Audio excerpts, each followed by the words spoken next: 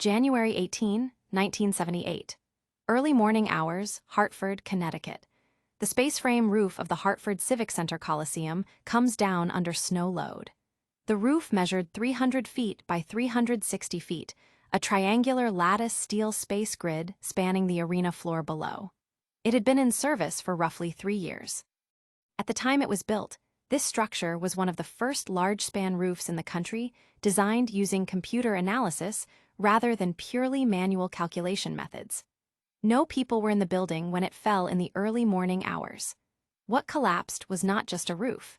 It was confidence in a new design methodology, one that engineers across the country were beginning to adopt for large-span structures. This case is not a story about a freak storm or an act of nature that no one could have prepared for. The snow load that night was the trigger, but the structure had already been quietly failing for years before that final moment.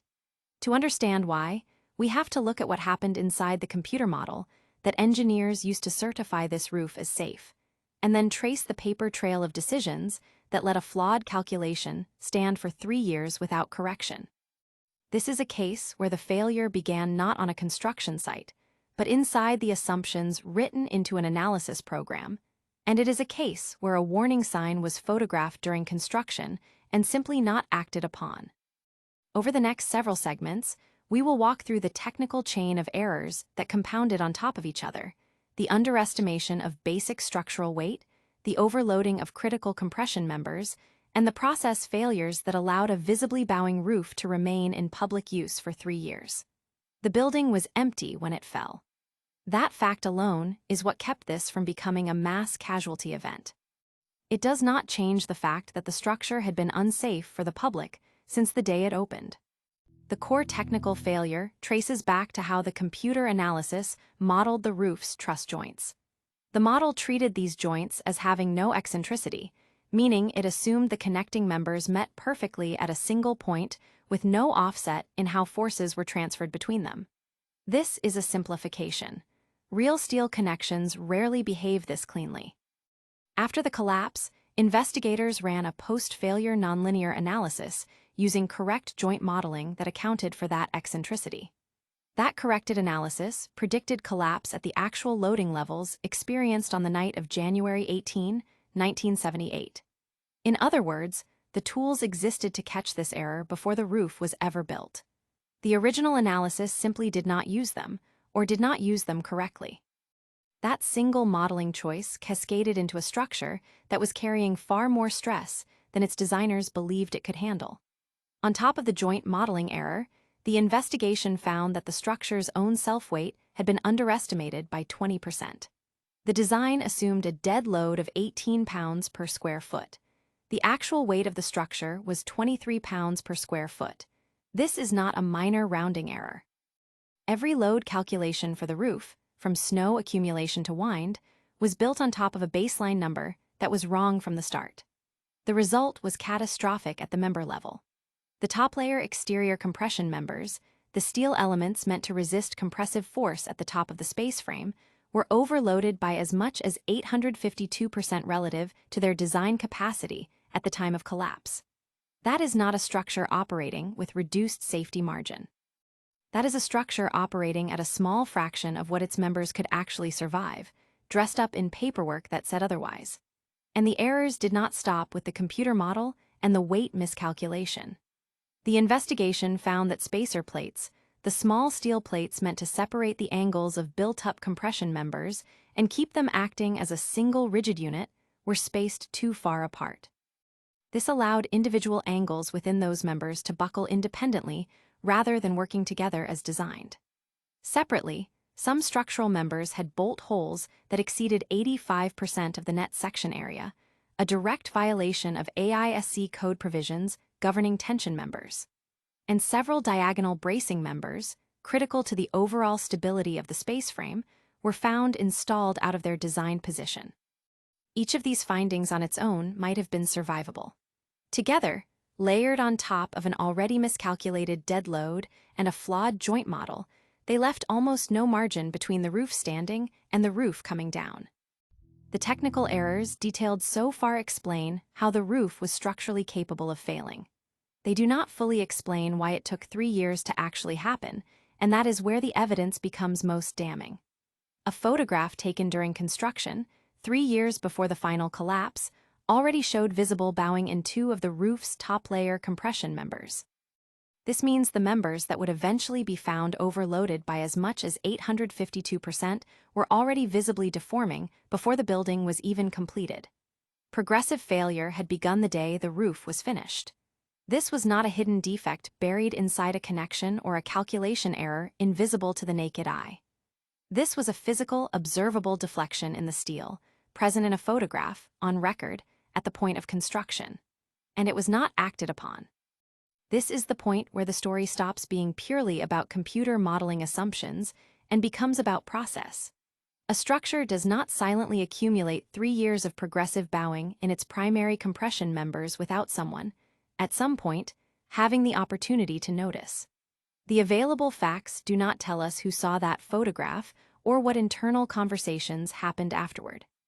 What the facts do tell us is the outcome.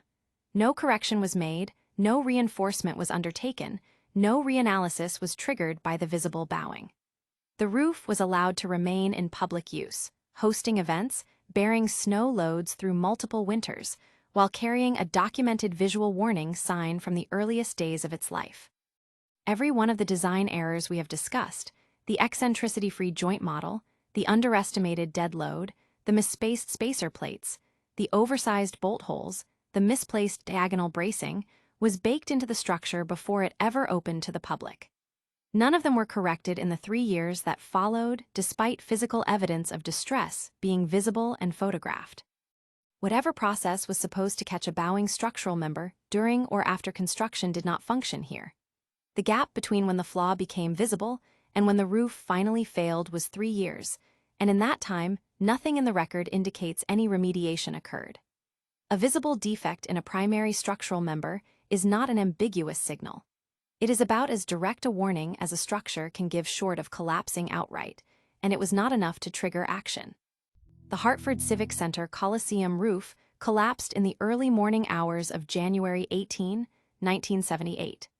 The building was not occupied by the public at the moment of failure. That single fact of timing is the reason this case is remembered as a structural engineering case study rather than as a mass casualty disaster.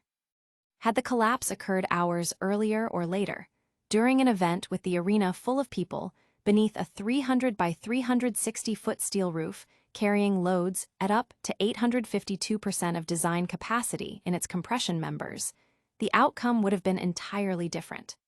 The facts available do not describe casualties from this event, and none should be implied. But the absence of casualties does not erase the exposure that existed for 3 years leading up to that night. Every person who attended an event in that arena between the roof's completion and its collapse sat beneath a structure whose top-layer compression members were already visibly bowing in a photograph taken during construction. Every winter the roof carried snow load in the years before 1978. It was doing so on top of a dead load calculation that was wrong by 20% and a joint analysis that did not account for real-world eccentricity. The people in those seats had no way of knowing any of this.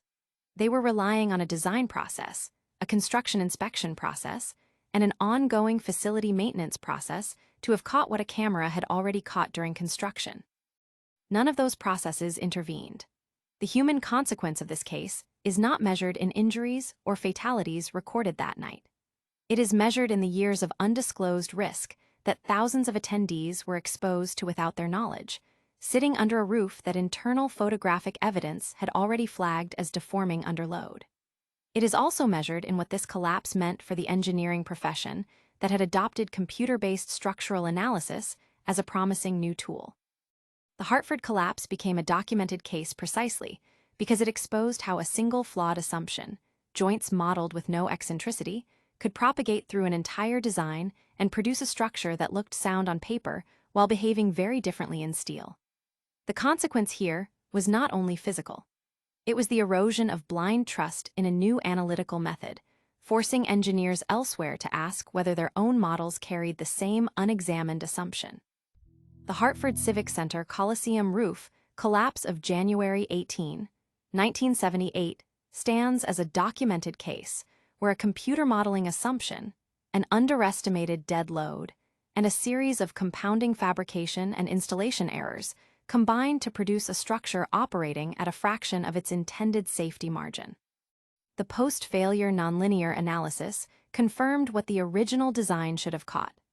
Modeling the truss joints without eccentricity produced a prediction of safety that did not match how the physical structure actually behaved under real loading. The 20% underestimation of self-weight, the resulting overload of top-layer compression members by as much as 852%, the improperly spaced spacer plates, the oversized bolt holes in violation of AISC code, and the misplaced diagonal bracing were not isolated incidents. They were a chain of individually survivable errors that became unsurvivable in combination. And the photograph from construction showing visible bowing in two compression members 3 years before collapse tells us that the physical evidence of this chain was available from nearly the beginning. The gap between that photograph and the final collapse represents 3 years during which the visible deflection was not acted upon. This case is studied today specifically because of that gap. It illustrates that a structural warning does not have to be subtle or hidden to be missed. It can be photographed, present in the record, and still go without a corrective response for years.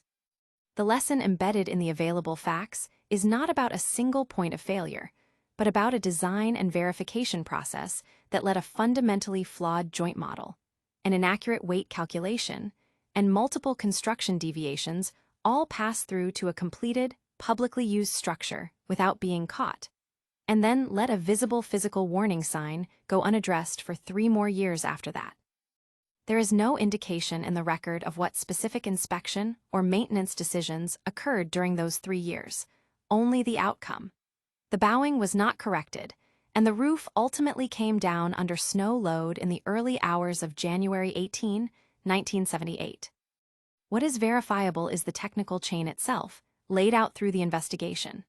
A joint model without eccentricity, a dead load underestimated by 20%, compression members overloaded by as much as 852%, spacer plates spaced too far apart, bolt holes violating code provisions, misplaced bracing, and a photograph deflection that predated the collapse by 3 years. Each of these facts, taken together, forms the documented record of how this roof failed.